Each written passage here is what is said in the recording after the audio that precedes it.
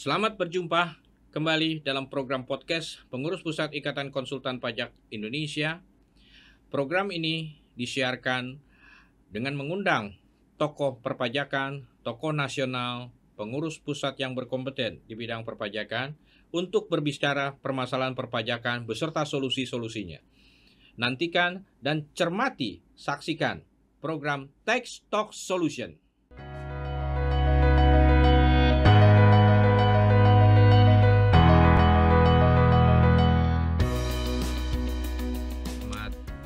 Siang, Ibu Bapak, kembali lagi kepada program podcast Departemen Hubungan Masyarakat Pengurus Pusat IKPI dalam Tax Talk Solutions. Hari ini kami mengundang Pak Heru R. Hadi. Selamat datang Pak. Selamat siang Pak. Sehat Pak? Selamat siang Pak Jemi. Alhamdulillah sehat. Sehat lah ya Pak ya. Semoga Ya, Pak ya. Jemi juga sehat dan Terima kasih Pak. Sehat semua Pak ya. Ya, terima kasih Pak. Luar biasa Pak. Jadi Bapak sesibuknya Bapak jadi menyempatkan undangan kami untuk mengambil materi supaya kita belajar bersama Pak. Karena pada hari ini kita mengangkat topik yang tidak kalah penting Pak, karena membangun strategi pajak efektif di era digital Pak. Ya kan? Jadi kita tahu Pak ya, kita Cortex ini sudah terbit dan sudah berlaku ya Pak ya. Betul, jadi Pak, sudah kita jalankan bersama untuk kegiatan memenuhi kewajiban perpajakan dan pelaksanaan hak. Nah tentu di dalam era digital ini sangat penting ya, kita harus mengetahui mana yang merupakan harus kita jalankan, mana yang tidak, lalu tentu punya implikasi. Nah ini strateginya. Nah lalu kita bagaimana? Apa sih maksudnya harus mengetahui apa sih yang dimaksud Pak ya di dalam strategi pajak efektif. Strategi pajak efektif di era digital. Karena kita tahu Pak, era digital ini kan efisiensi, betul, kemudahan, kecanggihan, kecepatan. Nah, silakan. Keakuratan. Terima kasih Pak Jemi ya atas kesempatan yang diberikan. Pertama bahwasanya memang sekarang ini ada era digitalisasi ya. Era digitalisasi di mana semua sudah bertransformasi secara digital, termasuk juga sistem perpajakan ya di era Cortex System. Nah, dengan era Cortex System ini tentu sudah terdigitalisasi secara penuh. Lalu bagaimana strategi efektif sebetulnya menghadapi era digitalisasi ini? Nah tentu saja sebetulnya tidak banyak berbeda sekali dengan di era yang lalu ya, era-era sebelum digital atau era manual secara prinsip. Tapi di era digitalisasi ini yang poin penting adalah di mana di era ini adalah era keterbukaan. Era keterbukaan informasi pertama ya. Lalu yang kedua juga seperti kita tahu di Cortex System itu ada database milik wajib pajak ya yang diolah oleh DJP dengan big data dan analytical data, sehingga itu menjadi data penting yang perlu juga kita pertimbangkan oleh wajib pajak, sehingga ini merupakan era keterbukaan, era dengan proses cepat, otomatisasi dan sebagainya, sehingga wajib pajak tentu harus mengikuti ini Pak, mengikuti bagaimana aplikasi digitalisasi atau Cortex ini bisa diikuti oleh wajib pajak. Itu dulu satu ya. Lalu yang kedua, prinsip-prinsip penting lain tentu di sini tidak lepas dari unsur manusia ya, manusia yang bagaimana dia mengelola perusahaannya, manajemennya. Kemudian juga di sini tentu juga nanti melibatkan sistem atau boleh dibilang alat yang membantu manajemen untuk mengolah semua proses secara digital. Lalu yang tidak kalah penting juga adalah konsultan seperti kita ini bagaimana mendampingi klien kita agar mereka bisa survive ya. Betul. Nah, jadi terkait dengan strategi efektif adalah tentu nanti harus klien kita diarahkan bagaimana dia bisa mencapai kinerja performance company yang diukur dengan laba Pak ya. Kinerjanya diukur laba. Nah, di mana laba ini tentu akan dipengaruhi besarnya pajak. Nah, makin besar pajak yang harus dibayar perusahaan, maka di sini laba akan berkurang. Nah, dengan demikian tentu para pengusaha berusaha bagaimana bisa meningkatkan performa laba ini supaya kinerjanya lebih baik secara manajemen ya, manajerial. Nah, di sini tentu faktor pajak sangat penting. Nah, untuk itu diperlukan efisiensi pajak. Nah, efisiensi pajak ini tentu ada berbagai kiat, Pak. Iya. Ya, salah satunya manusianya pertama dia harus menguasai masalah perpajakan. Kalau mereka nggak bisa, tentu akan merekrut konsultan. Lalu yang kedua adalah aplikasi yang mereka gunakan, Pak, ya harus benar-benar akurat dan online real time juga. Sehingga ini bisa menunjang keputusan-keputusan manajemen. Sebagai contoh misalnya ya, kalau aplikasi itu baik, maka di sini proses ekualisasi ya antara laporan keuangan dengan laporan pajak itu akan lebih mudah dilakukan. Akan lebih cepat, lebih mudah. Ya, lebih mudah, lebih cepat. Jadi di situ ada unsur manusia yang melaksanakan, kemudian alat ya, komputerisasi, kemudian juga keahlian, Pak, dan sebagainya. Itu ya. Jadi human, infrastructure, kemudian apa tadi Pak Heru terakhir ya berbicara tentang terkait dengan penunjang ya, penunjangnya, faktor penunjang untuk ini. Ya tentu ini akan merubah mindset otoritas ya Pak ya, dalam hal ini Direktorat Jenderal Pajak dalam menstimulasi kebijakan fiskal melalui regulasi, Pak. Betul. Ya kan? Nah, karena ada perubahan infrastruktur ya dalam proses bisnis, karena untuk mempercepat data ya, memvalidasi data, mempercepat proses, maka regulasi pun mengikuti. Nah, bagaimana perubahan regulasi pajak itu mempengaruhi strategi bisnis pelaku usaha, Pak? Ada nggak, Pak? Jadi dengan dinamisasi percepatan itu tentu regulasi pun akan berubah. Ya. Nah, dari sisi mana sih Pak regulasi ini merubah? Jadi perubahan regulasi mempengaruhi. Jelas Pak Jemi, bahwasanya regulasi akan mempengaruhi strategi bisnis ya. Termasuk juga regulasi di bidang perpajakan. Betul. Ya. Nah, bagaimana kita tahu bahwasanya untuk penghematan PPh badan itu antara lain adalah bagaimana mengoptimalkan ya biaya-biaya yang bisa dikurangkan, deductible expense. Nah, tentu di sini di periode lalu belum lama kita tahu Pak ya, pengaturan ulang masalah Natura. Iya. Masalah Natura ya. Banyak implikasi mana juga Natura itu. Ya, di situ ada implikasi ke PPh badan, PPh 21 dan sebagainya. Jelas. Di sini akan ada pengaruh ke strategi bisnis. Bagaimana mereka bisa memberikan kesejahteraan ke karyawan tapi dengan aspek pajak yang relatif lebih efisien gitu Pak. Nah disinilah pengaruh-pengaruh antara lain ya. Belum lagi pengaruh-pengaruh lain Pak, pajak-pajak yang dibebaskan, pajak yang dikenakan dan sebagainya. Tentu di sini akan berpengaruh bagaimana para pebisnis itu membuat suatu strategi ya terhadap perubahan peraturan itu Pak. Jadi jelas berpengaruh sekali. Jadi sangat mempengaruhi. Jadi benar-benar pemerintah pun mengadopsi perkembangan teknologi, dinamisasi yang ada di lapangan, di pasar. Tentu regulasi akan berubah, maka strategi bisnis pun akan mengikuti juga. Jadi saling mengikuti itu, ya. Jadi saling mengikuti. Nah, menurut pengalaman Pak Hadi yang sudah puluhan tahun berpraktik sebagai konsultan pajak profesional, bahkan Bapak juga berpraktik sebagai akuntan publik gitu ya Pak ya. Nah, kira-kira Pak, apa faktor kunci Pak dalam membangun strategi pajak yang efektif Pak? Karena Bapak tadi singgung soal laporan keuangan, deductible expenses, non-deductible. Bagaimana Pak? Jadi faktor kunci apa sih Pak yang membangun strategi pajak efektif? Faktor kunci yang pertama itu adalah manusianya Pak. Human. Ya, human. The first step. Manusia yang mengelola perusahaan. Termasuk juga adalah mereka yang jadi tax manager di company itu. Nah, mereka harus paham Pak mengenai aspek perpajakan ya. Kemudian juga mereka juga harus paham aturan-aturan perpajakan yang berlaku. Kemudian juga mereka harus paham bagaimana menghandle tax ini dengan baik day to day. Jadi manusianya itu juga harus juga didukung dengan teknologi.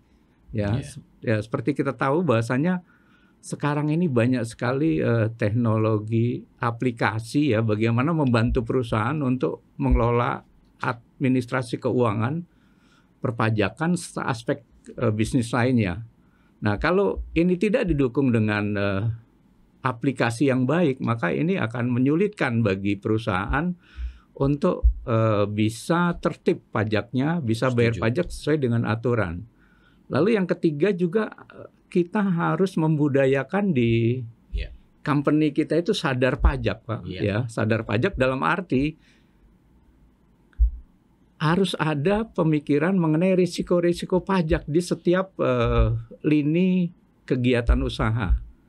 Risiko apa yang bakal timbul di sini? Nah, di sini harus ditutup risiko-risiko itu sehingga tidak terjadi.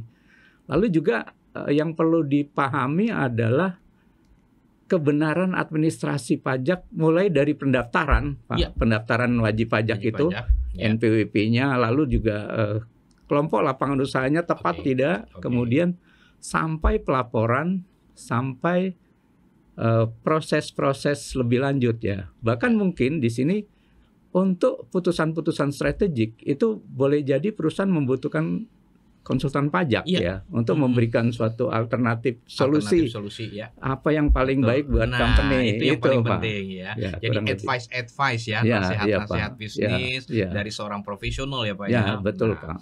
Nah, kalau itu sudah ada terjadi ya Pak ya.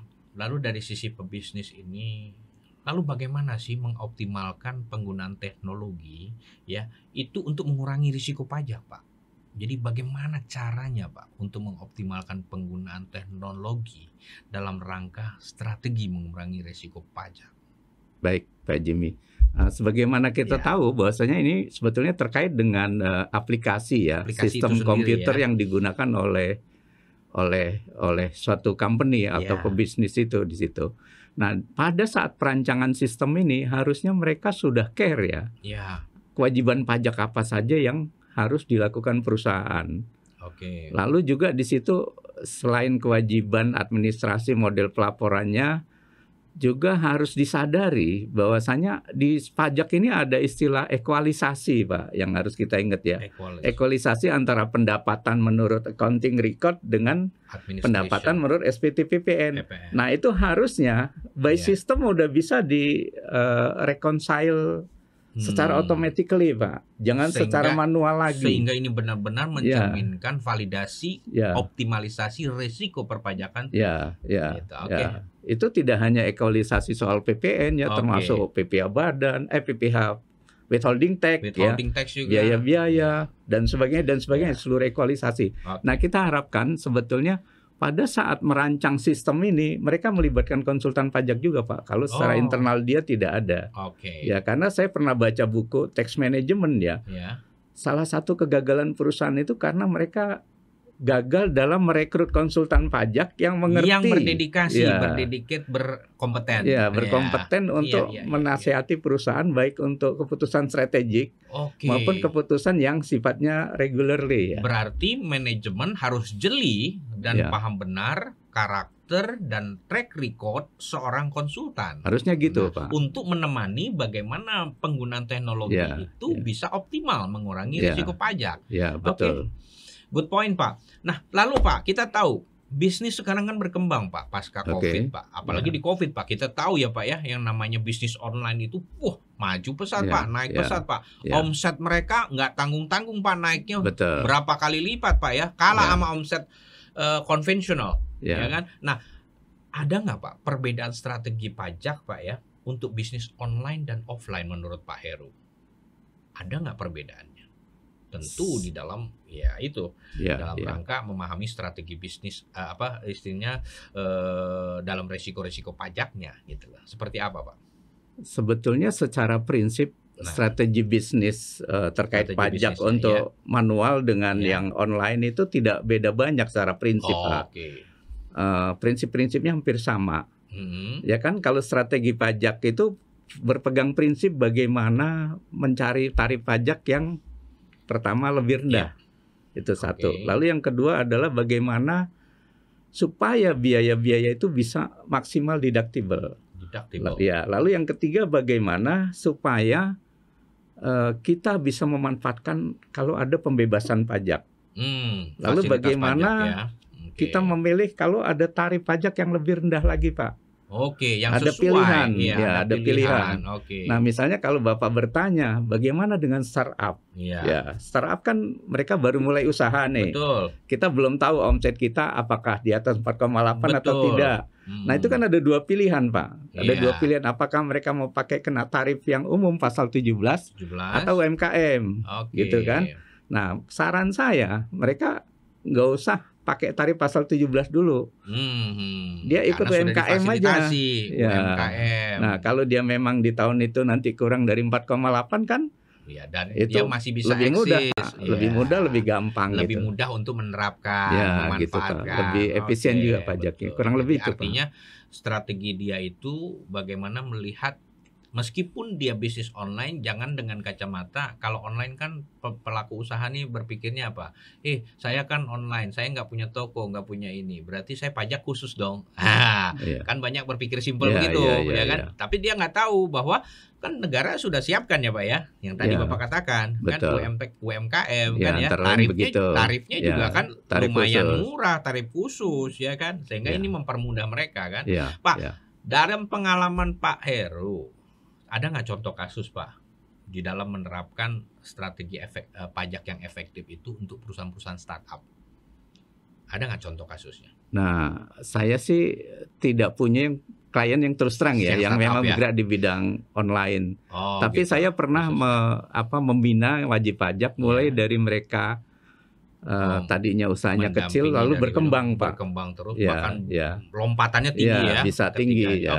Nah, jadi saya selalu menanamkan mereka itu sadar pajak, Pak, sadar risiko pajak. Nah, sadar risiko pajak bukan berarti kita harus bayar pajak besar. Betul. Nah, boleh jadi dengan sadar risiko itu kita menghindari risiko dan biaya pajak yang lebih tinggi lagi. Itu Pak, yang lebih penting. Bisa diredam. Ya, bahkan kita mengajarkan bagaimana mencari suatu alternatif ya Pak.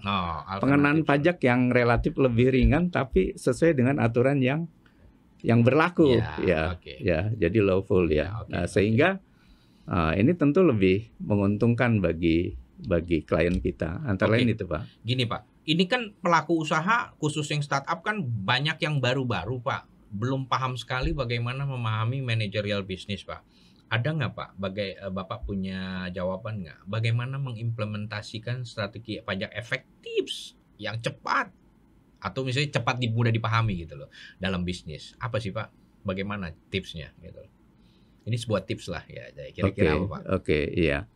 Ya, pertama buat mereka yang baru mulai usaha tentu di sini adalah tadi pilihannya apakah UMKM tarif pajaknya atau memilih yang tarif pajak normal. Nah, saya sarankan ya kita ambil UMKM aja dulu itu satu Pak. Terus yang kedua Pak, sebetulnya mereka sudah mulai berhubungan lah dengan konsultan pajak ya, agar mereka bisa mendapat bimbingan-bimbingan dari konsultan pajak gitu terhadap kaitannya dengan pajak-pajak mereka.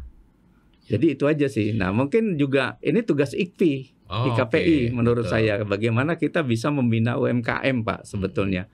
Karena dengan mereka kita bina ya mungkin akan bisa memberikan dampak yang terbaik lah buat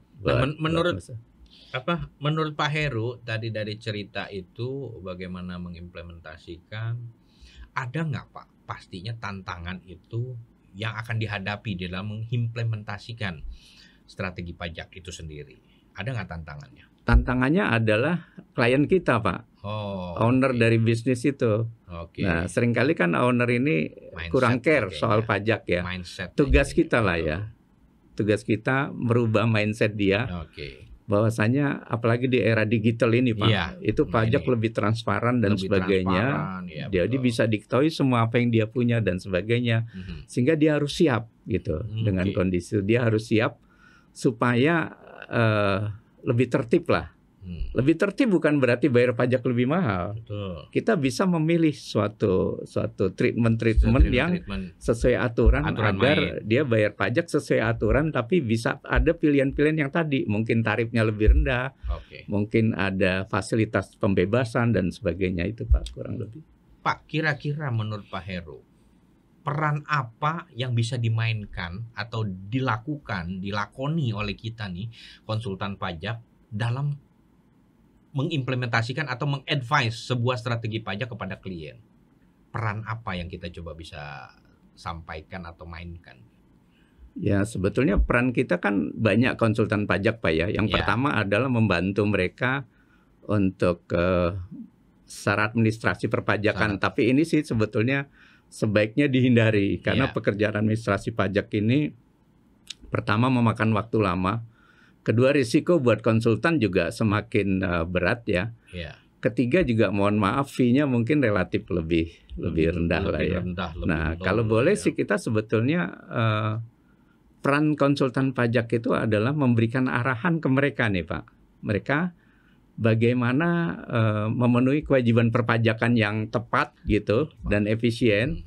Nah, kemudian juga kita menyarankan mereka itu punya suatu administrasi sendiri yang untuk kuat, pembukuan untuk pajak yang bisa kita bina gitu. Sehingga nanti ini menjadi bahan buat mereka untuk ngambil keputusan dan sebagainya. Jadi kita cukup melakukan pembinaan saja Pak kepada mereka. Jadi artinya supaya pihak klien ini, manajemen ini bisa mempersiapkan dengan adanya konsultan, mereka itu lebih siap dengan mempersiapkan kekuatan data, basis data, manajemen arsip yang baik, lalu ketentuan juga regulasi yang kuat ya, supaya tentu. Arahan bagaimana konsultan pajak ini benar-benar mendampingi ya pihak klien ini untuk bisa lebih berkembang, bertumbuh sebagaimana pengalaman Pak Heru. Pak Heru kan tadi sudah menjelaskan bahwa klien Bapak yang tadinya sederhana lalu dia bisa bertumbuh mencapai lompatan bisnis yang tinggi kan gitu dengan arahan advice yang tepat gitu kan ya, mumpuni. Oke. Nah, kemudian gini Pak, ini ada nggak Pak pesan penting ya kan Pak bagi wajib pajak Pak di dalam membangun strategi pajak yang efektif? Jadi apa Pak pesan pentingnya Pak menurut Bapak? Pesan saya pertama adalah bahwasanya pajak itu bermasalah manakala wajib pajak sudah mulai melanggar aturan pajak. Ya, jadi harus diupayakan bagi wajib pajak itu untuk patuh terhadap aturan pajak yang ada. Nah, penghematan pajak itu tetap bisa dilakukan sebetulnya meskipun kita patuh pajak dengan memilih tadi ya, memilih mungkin tarif-tarif pajak yang relatif lebih rendah. Kemudian mungkin ada fasilitas-fasilitas pajak yang bisa dimanfaatkan oleh wajib pajak dan sebagainya ya. Lalu juga kita harus mempertimbangkan risiko antara kalau kita melanggar pajak dengan kalau kita tidak. Boleh jadi risikonya lebih tinggi, ya kan Pak? Karena misalnya kalau orang ada perusahaan tidak membayar PPN yang sudah dia pungut, Pak. Nah, ini kan pidana. Kalau pidana itu risiko akhirnya akan disuruh membayar pokok plus denda sampai 4 kali misalnya. Nah, ini yang kita harus tanamkan ke klien kita harus ditanamkan, dipahami dan dijelaskan terus-menerus ya Pak ya bahwa ada potensi betul. Denda pidana gitu Dan itu beresiko. Andai kan tidak pidana pun misalnya sampai di tingkat bukper dia harus bayar denda 100%. Padahal keuntungan dia belum tentu segitu Pak, misalnya itu. Nah, dengan kita dampingi terus dan juga mereka juga berusaha tertib ya. Kita carikan strategi penghematan yang legal way. Mudah-mudahan mereka lebih berkembang. Jadi jangan unlawful ya Pak ya, justru lawful treatment. Kita cari carinya yang lawful treatment. Betul. Supaya klien di dalam menjalankan aktivitas bisnis memenuhi kewajiban pajak, dia membayar yang semestinya, yang seharusnya. Betul. Daripada tadi potensi yang Bapak katakan bahwa ini akan malah jauh lebih berat, lebih mahal. Ya kan? Lebih mahal karena di situ tadi ada ekses dampak akibat hukum pidana perpajakan 4 kali lipat bahkan sampai 6 kali lipat ya Pak ya. Itu dia. Oke, ini yang mungkin kita bisa harus garis bawahi Bapak Ibu, teman-teman pengusaha ya. Jadi kita jangan anggap remeh bahwa ada potensi di dalam menjalankan pemenuhan kewajiban dan pelaksanaan hak yang tidak semestinya sesuai ketentuan. Oke, kira-kira Pak, menurut Pak Heru apa prediksi di dalam perkembangan strategi pajak di masa depan? Nah, Bapak kan sudah berpraktek sekian puluh tahun, tentu berbagai masa kebijakan sudah Pak Heru lewati. Nah, kira-kira Pak, prediksi perkembangan strategi pajak di masa depan itu pasca Cortex yang baru kita alami ini baru diluncurkan, apa Pak kira-kira prediksi ya menurut pengamatan dan apa istilah intuisi Bapak? Ya, jadi memang ini mendorong kita Pak ya Cortex ini dan transformasi digitalisasi supaya kita juga terus ikut mengembangkan diri supaya menguasai dunia digitalisasi juga. Termasuk saya yang udah tua Pak ya, mau nggak mau harus belajar meskipun tertatih-tatih Pak. Jadi kita jangan ketinggalan teknologi lah, terutama terkait dengan teknologi informasi perpajakan kalau di kita dan accounting ya Pak ya. Betul. Nah karena dengan menguasai itu kita akan lebih memudahkan ya dimana itu pertama terkait dengan digitalisasi. Lalu yang kedua, ini aturan makin lama makin berkembang terus. Kita harus ikuti aturan-aturan pajak yang ada, perubahannya dan sebagainya. Tentu kalau teman-teman pengusaha ada kesulitan ya mau nggak mau bisa bertanya nih dengan teman-teman konsultan pajak Pak ya. Seperti apa.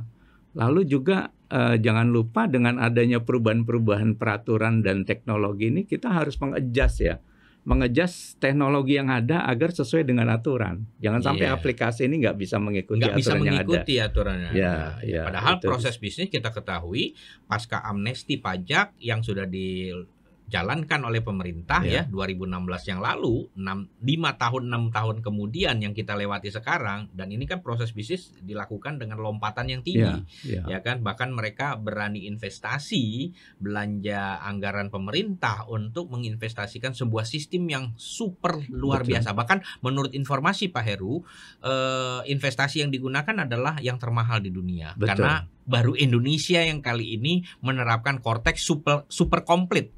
Super komplit katanya. Jadi super itu 3 triliun yang saya dengar itu. Ya, 3 triliun lebih. Dan bahkan yang saya dengar itu dari sumber yang bisa dipercaya itu super komplit Pak softwarenya, proses bisnis. Karena dari 21 proses bisnis yang selama ini kita di dalam menjalankan pemenuhan kewajiban perpajakan yang tadinya meskipun sudah komputerisasi tapi dia terpecah dengan berbagai program, tapi sekarang ditemukan di dalam sebuah wadah yang namanya Cortex, diintegrasikan.